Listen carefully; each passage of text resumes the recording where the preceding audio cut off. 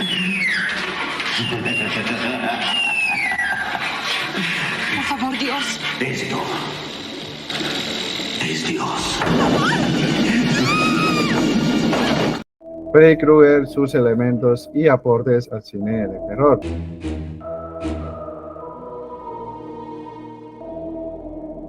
A Nightmare on Elm Street es una saga de películas que se ha convertido en uno de los clásicos y referentes del cine de terror, principalmente por introducir a un personaje que quedaría en la historia y en las pesadillas de todas las personas, y no es nada menos que Freddy Krueger. En la década de los 80, el creador y director Wes Craven necesitaba crear este personaje para poder llevarlo a la pantalla grande. Era un personaje que surgía en las pesadillas de los adolescentes de la calle Elm para asesinarlos, pues los actos que cometían en los sueños tenían repercusión en la vida real, con unas características físicas como quemaduras en la cara, el suéter rayado y su icónico guante de cuchilla, a diferencia de los tradicionales personajes con cuchillos, machetes y hachas. Es por eso que para este personaje necesitaba un actor de renombre, pero al final llegaron hasta el estadounidense Robert Englund, que se estableció como Freddy Krueger para toda la saga.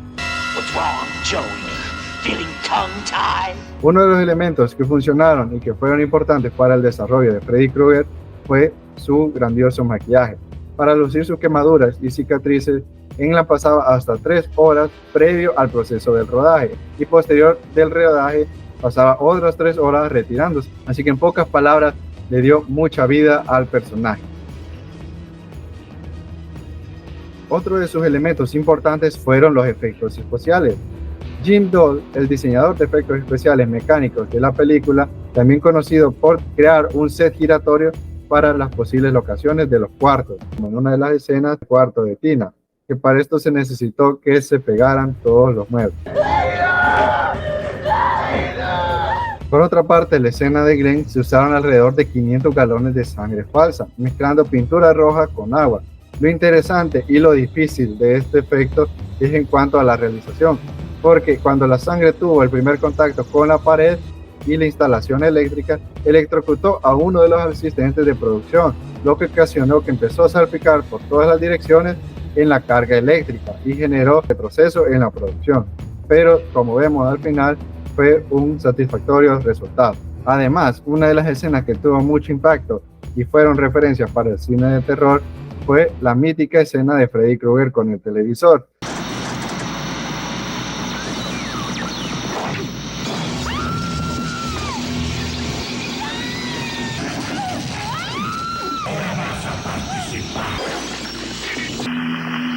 Y se usó de referencia para la película de Lar.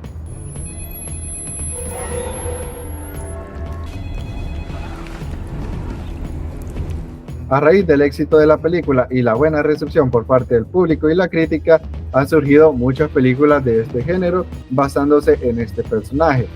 Incluso actualmente la película tiene muchos efectos visuales innovadores, pero con todo esto, realmente los personajes de terror han ido evolucionando. Y en una de sus claras muestras de evolución podemos tener la mítica película de Freddy vs. Jason Bourne, que es considerado como uno de los grandes crossovers en el universo de terror.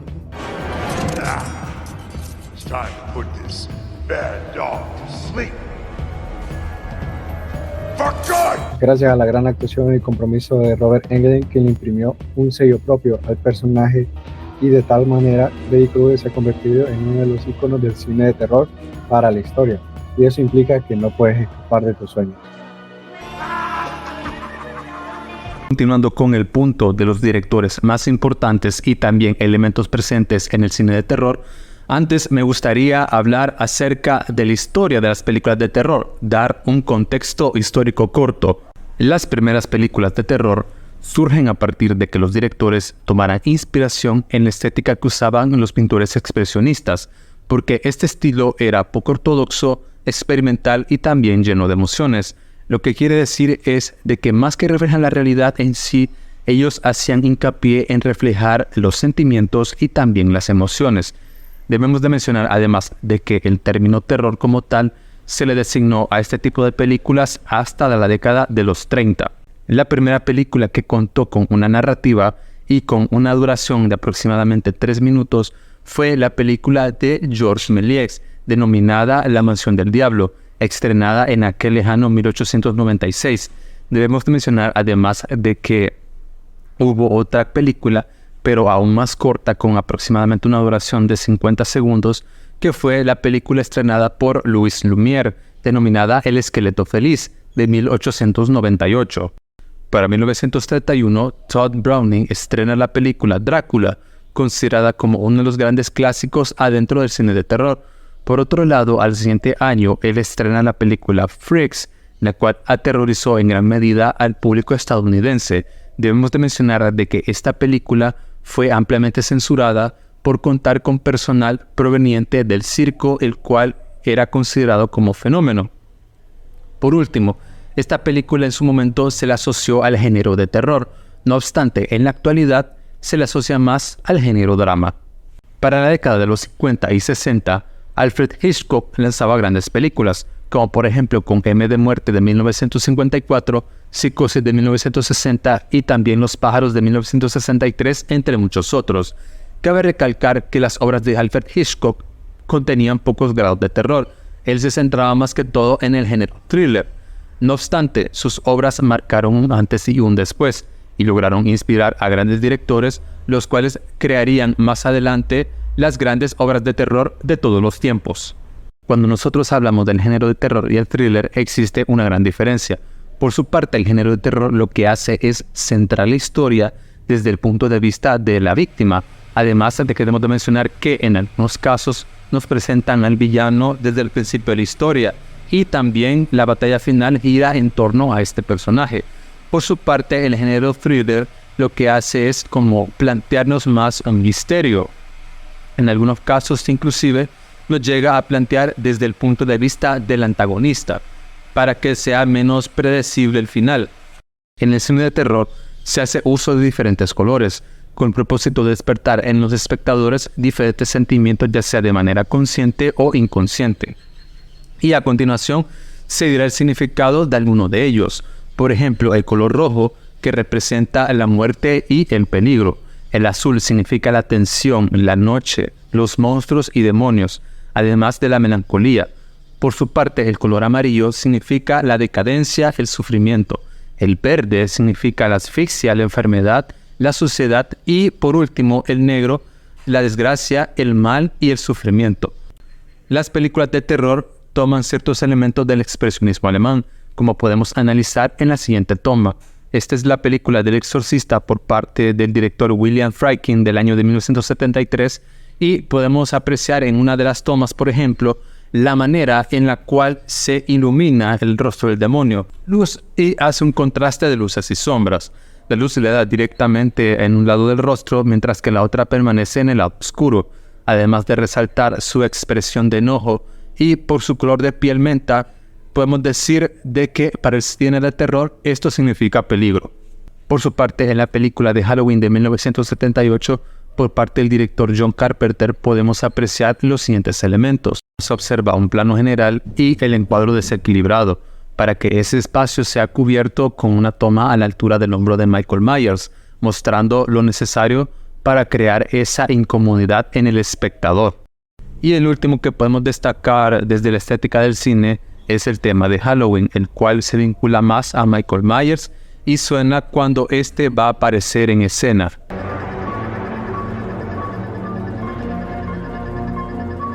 Aquí quiero hacer un punto y aparte para mencionar a 3 directores del cine de terror actual que la están rompiendo.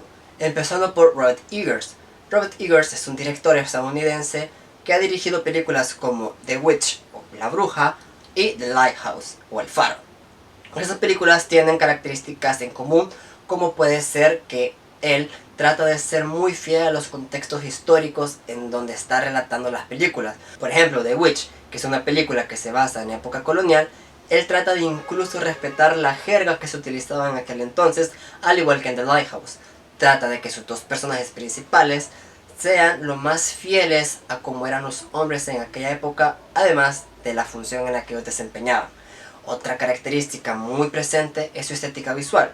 lo cual denota de que él trabaja muy de cerca con sus directores de fotografía para lograr esa estética muy característica en sus películas. Ahora vamos a hablar de Jordan Peele, un director estadounidense que sus películas se caracterizan por tener un mensaje social y una crítica cultural, como podría ser entre Us y Get Out, en la cual menciona temas como el racismo, la diversidad, entre otros. Además de que él en sus películas utiliza mucho el recurso de las referencias cinematográficas, que esto para los amantes del cine de terror puede significar bastante. Y una de las características que en lo personal a mí más me gustan de ese director es la utilización del humor negro en películas de terror. Porque hay que recordar que Jordan Peele tuvo una época en la que él fue actor y fue actor de comedia, por lo cual utiliza los recursos en películas de terror y esto ayuda para calmar un poco la tensión que las películas pueden generar para luego volver a ponerlas. Ahora vamos con el tercer director y es Ari Aster.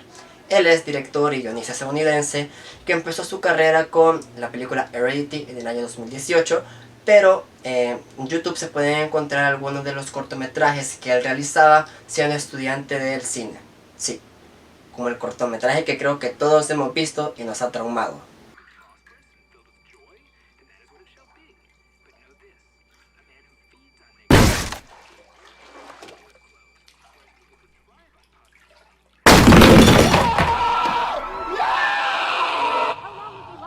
Las características del cine de Ari Aster son de que él ocupa demasiado la perturbación y las atmósferas pesadas para ir cocinando sus películas. Porque sí, en las películas de Aster los personajes siempre poseen algún tipo de trauma o perturbaciones que son las que van desencadenando el terror dentro de la película. Otra característica muy presente sobre todo en la película Midsommar es la de los simbolismos y rituales, que es de una película que se basa en un festival sueco. ¿Saben qué? Vean la película, es muy buena.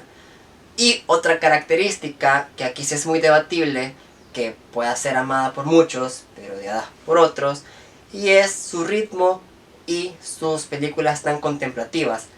Aster se toma su tiempo para ir desarrollando su historia y esto puede generar de que la película, además de las atmósferas tensas, vaya generando como ese pesadez de que una película sea tan duradera. Y ahora, estos tres directores tienen algo en común y es la utilización de la psicología dentro de su cine. Bien, ¿qué tienen de común estos tres directores? Y es que sus películas se basan mucho en la psicología de sus personajes. No van tan enfocadas en un terror paranormal o en jumpscares, sino de que la van desarrollando a través de los sentimientos, de las sensaciones de sus personajes, lo cual hace de que también esas películas sean muy inmersivas y que sea una de las características que he visto más destacables en las últimas películas de terror, y es eso, utilizar la psicología como arma para asustar. Bien, este ha sido nuestro tema de la exposición del cine de terror. Espero que les haya gustado y nos vemos en la próxima.